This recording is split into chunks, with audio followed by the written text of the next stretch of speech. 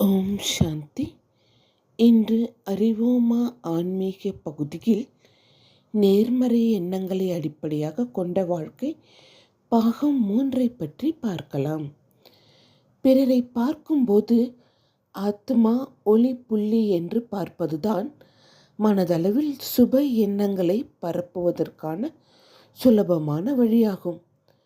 ஆத்மா ஒரு ஆன்மீக ஆற்றலாகும். அது நிரந்தரமாக ஆற்றலை உலகம் முழுவதும் பரப்பிக்கொண்டே இருக்கிறது.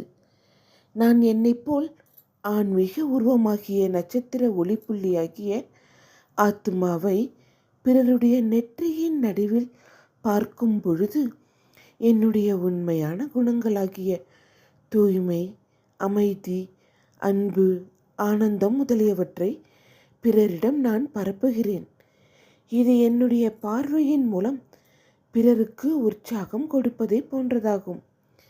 இதை முழுமையான பணிவுடனும் அந்த மனிதர் என்னுடைய ஆத்ம சகோதரன், நாங்கள் அனைவரும் ஆன்மீக தந்தை பரமாத்மா இறைவனுடைய குழந்தைகள், நாங்கள் ஒரு பொதுவான பிணைப்பை அவருடன் வைத்துள்ளோம் என்பதையும் நினைவில் வைத்து மீண்டும் செய்ய வேண்டும்.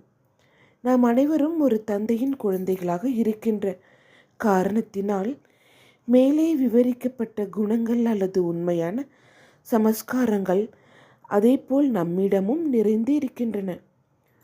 ஒவ்வொரு நாளும் நீங்கள் பலரை சந்திப்பீர்கள்.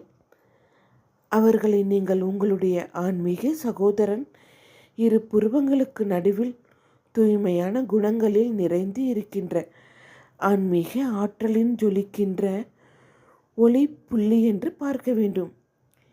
இதேபோல் அவர்கள் உங்கள் பார்வையின் மூலம் நீங்கள் அவர்களிடம் பகிர்ந்து அளித்ததை திருப்பி கொடுப்பார்கள்.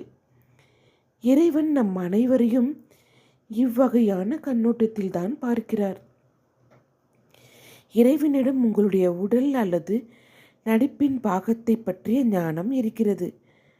ஆனால் அவர் உங்களை நட்சத்திரம் போன்ற ஆன்மீக உருவமாக அல்லது உங்களுடைய நிலையான உருவமான ஆத்மாவாக பார்க்கிறார். நம்முடைய உடையாகிய இந்த உடலும் நான் நடிக்கின்ற பாகமும் தற்காலிகமானது, மேலும் மாற்றத்திற்கு உட்பட்டது. இறுதியாக யாருக்காகவும் எதிர்மறையாக சிந்திக்காதீர்கள்.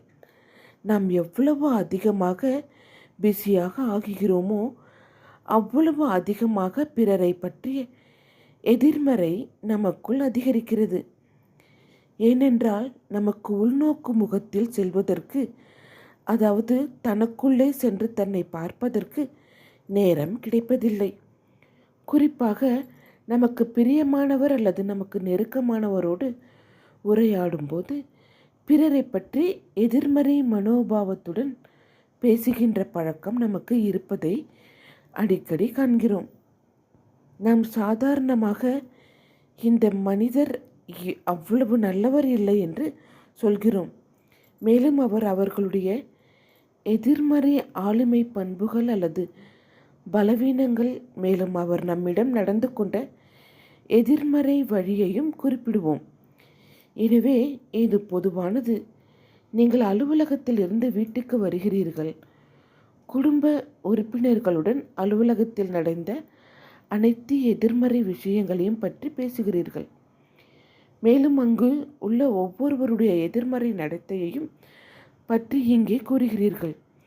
தூரமாக உள்ள ஒருவரை பற்றி இவ்வாறு நீங்கள் உரையாடுவது சூட்சுமத்தில் பயணம் செய்து அவரிடம் சென்று சேர்கிறது.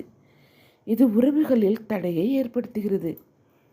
எனவே நேர்மறையாக சிந்தனை செய்யுங்கள். நல்லதை சிந்தனை செய்யுங்கள். எப்போதும் நேர்மறையின் ஆற்றலை பிறருக்கு பரப்புங்கள். பிறகு நேர்மறை எண்ணங்களின் அடிப்படையிலான வாழ்க்கையை அனுபவம் செய்யுங்கள். ஓம் சாந்தி.